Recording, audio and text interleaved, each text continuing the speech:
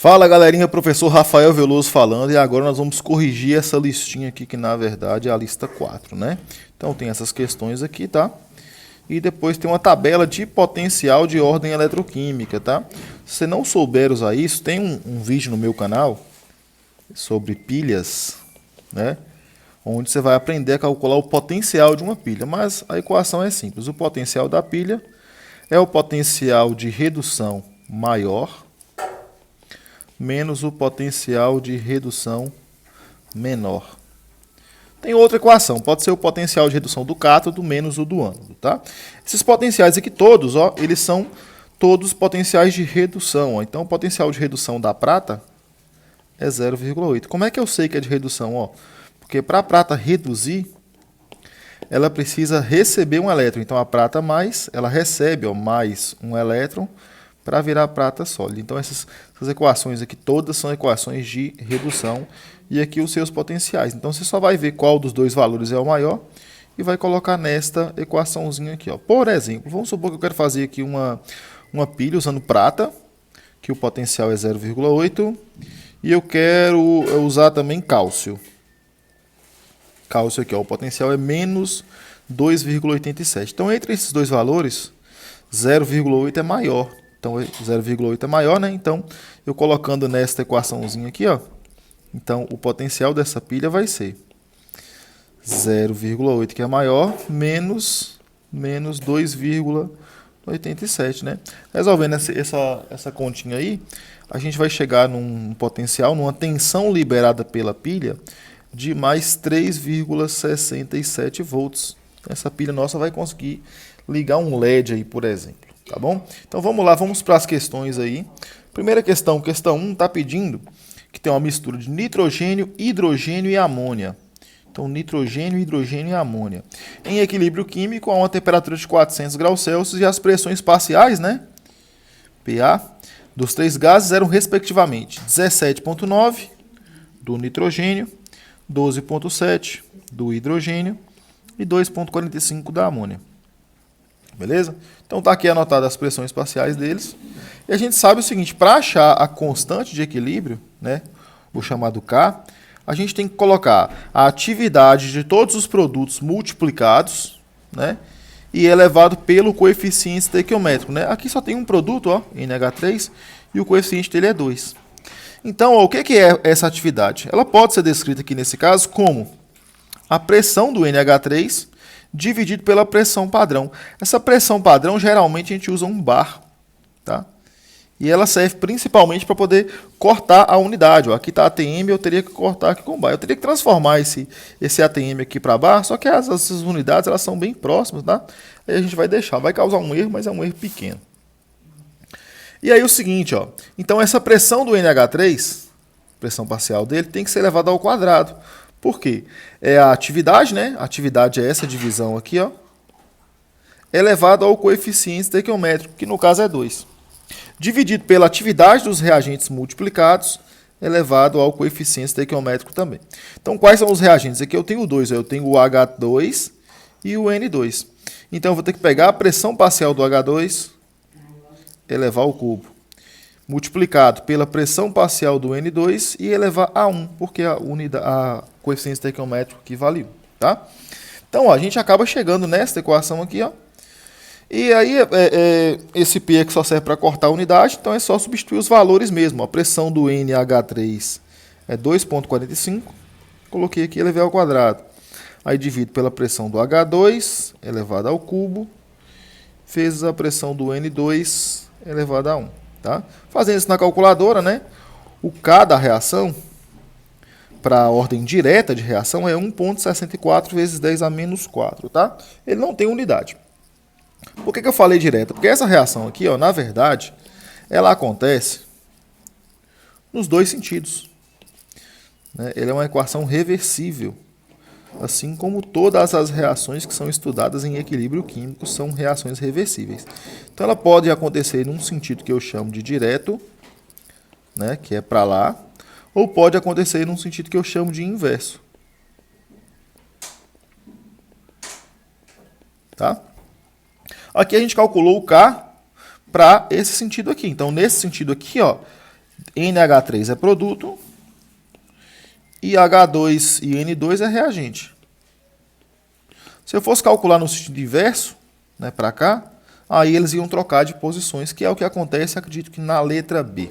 Então, na letra B está pedindo para calcular a constante de equilíbrio para uma reação inversa. Então, a reação inversa, né, eu acabo trocando de posição. Ó. O NH3, que era produto, agora ele é reagente. E o N2 e o H2, que era reagente, agora é produto. Tá? E eu calculo o K da mesma maneira. Pego pressão parcial dos produtos dividido por pressão parcial dos reagentes. Igualzinho nós fizemos na letra A. Tá? Então, a equação para o K inverso, né? Esse aqui é o primeiro jeito de fazer, tá? A gente vai fazer de dois jeitos aqui. O K inverso vai ficar nesse formato, então, colocando os valores, fica desse jeito aqui, 12,7 ao cubo, 17,9, tchananã. E aí o valor dele acaba sendo esse valor aqui, ó. Vamos agora tentar interpretar esses valores de K. O K inverso, ele está bem alto. Significa o seguinte, que a quantidade de produto, né, se o K ele é elevado, significa que tem muito produto no equilíbrio. No equilíbrio, a quantidade de produto é maior do que a quantidade de reagente. Então, é uma reação vantajosa. E dá para avaliar isso, gente, para cada temperatura. Dá para você ver qual a melhor temperatura para formar mais produto. Como que você faz isso? Você calcula esse K aqui para várias temperaturas e vê qual temperatura que vai te fornecer um valor de K maior, né, e avalia a viabilidade de processar essa reação naquela temperatura, os custos. Né? Olha só, já a reação no sentido inverso, tem que voltar aqui. Já a reação no sentido direto, aliás, ó, tem um K pequenininho, 1,64 vezes 10 a menos 4, né? 0,123, 4. Então, significa que na ordem direta, a quantidade de produto, que no caso aqui é o NH3, ó, é bem pequenininha para esta temperatura que está sendo estudada, tá?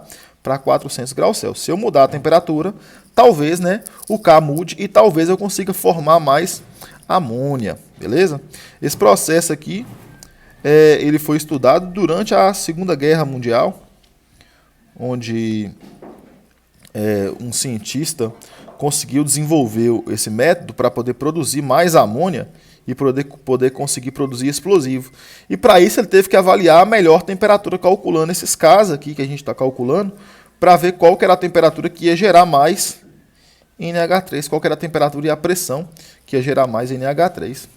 Tá joia? Vamos fazer do segundo jeito aqui, ó. O que acontece?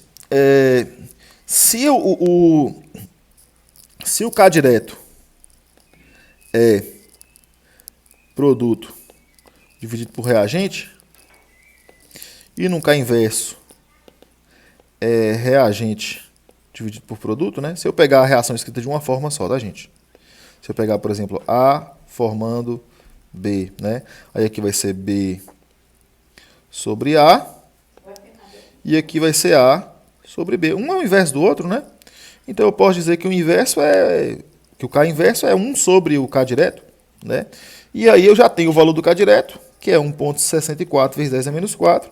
Eu vou e acho o K inverso, que vai valer 6.108,46. Tá? Desse jeito fica mais fácil se já tiver o valor do K. Olha a C, ó.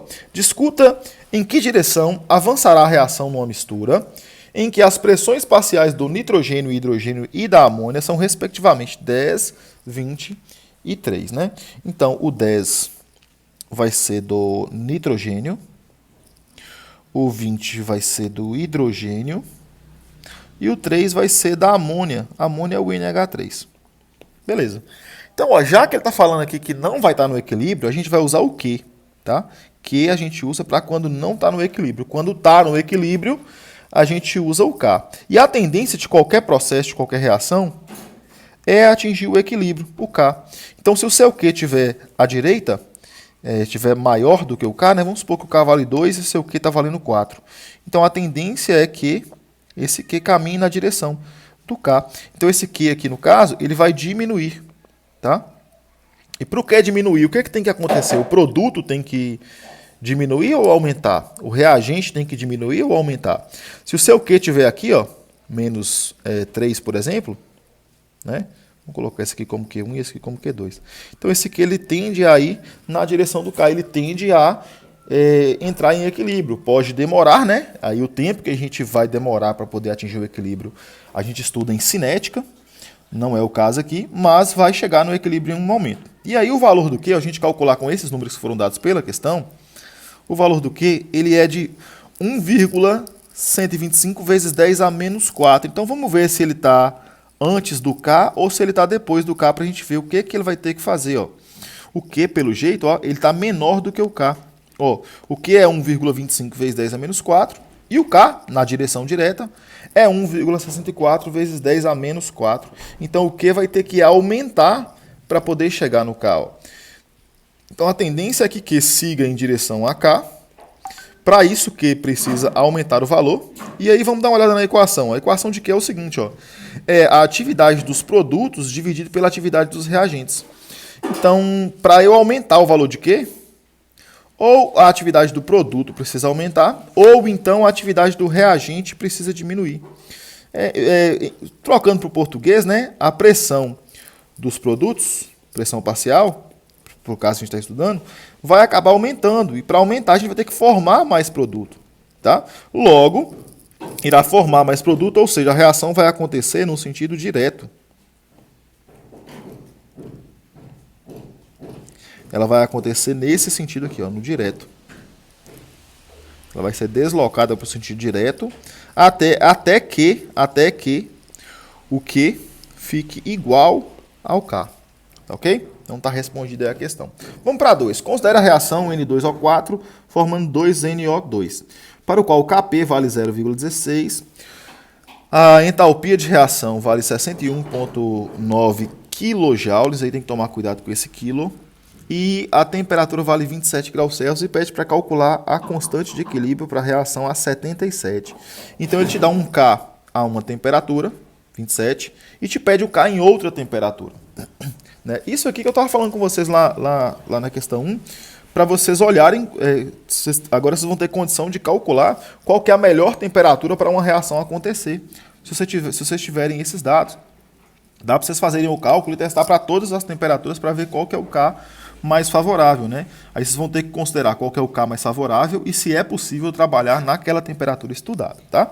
Então esse K1 aqui, ó, esse Kp1 é 0,116, né? Eu vou usar a equação de Van Hoff. Então 0,16 é o K1, eu coloco ele aqui.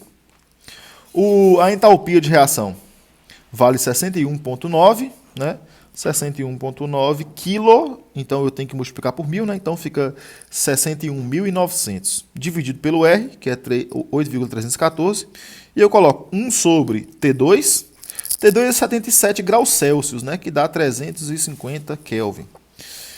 Menos 1 sobre T1. T1 é 300 porque a temperatura inicial era 27 graus Celsius, então é 300 Kelvin.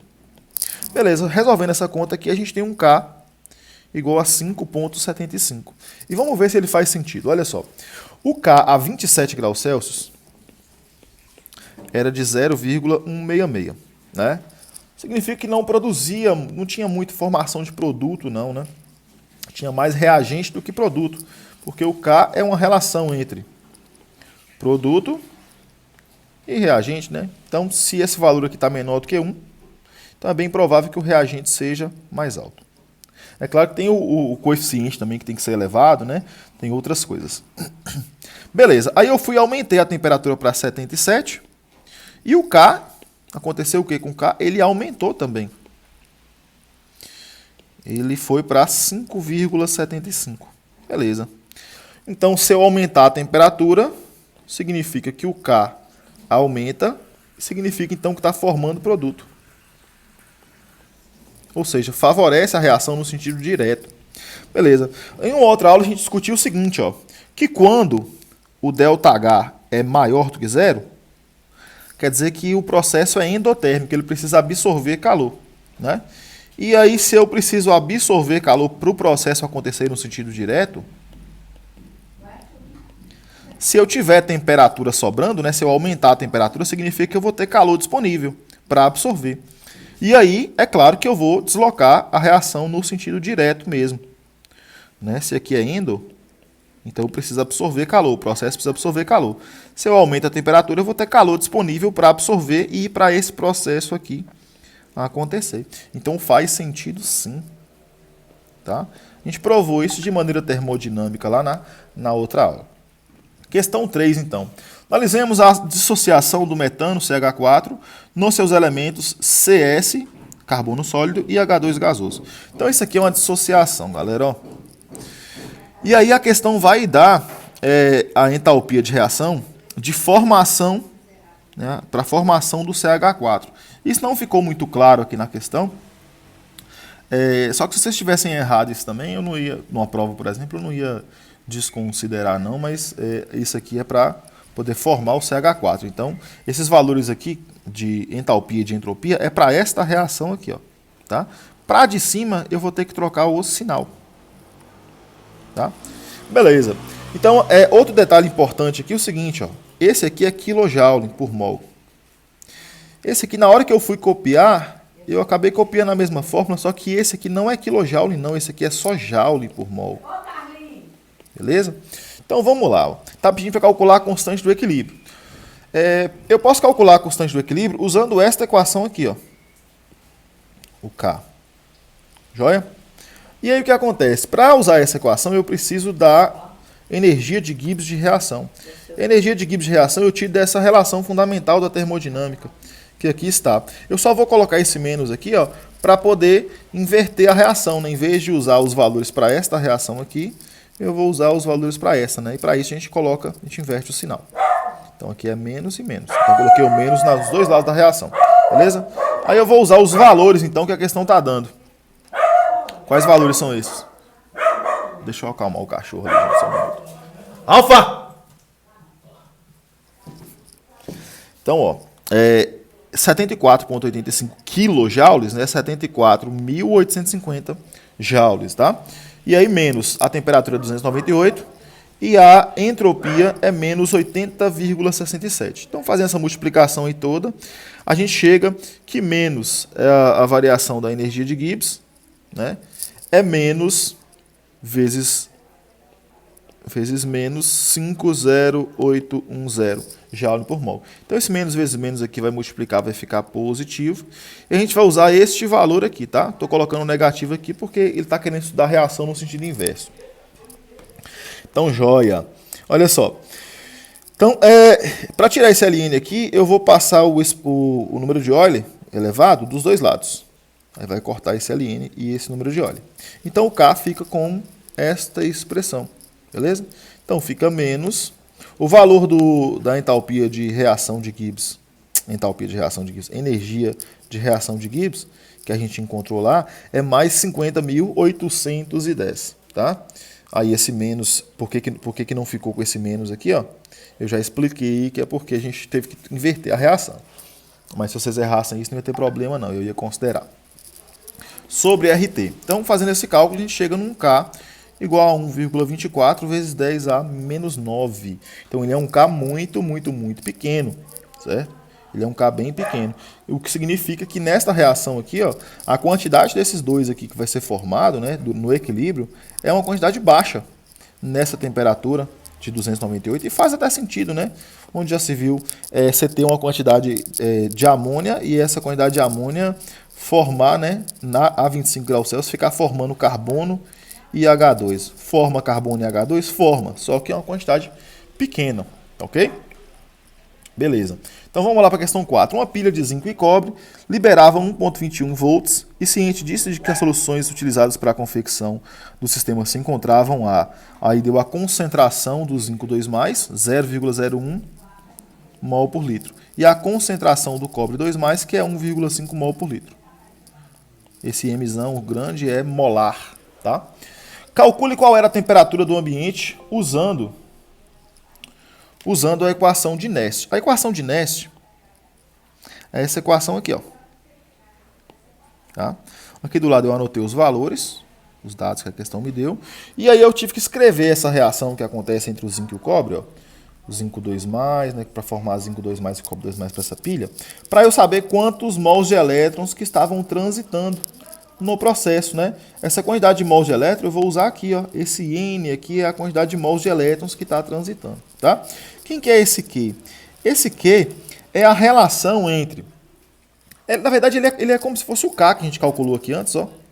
Como se fosse o K que a gente calculou aqui antes, é uma constante, né? O K é a constante de equilíbrio. O Q é quando a reação não está em equilíbrio ainda e a gente precisa calcular ela, né? Então esse Q, ele vai ser concentração dos produtos, no caso aqui o produto aqui vai ser o zinco 2+, elevado ao coeficiente estequiométrico, que no caso é 1.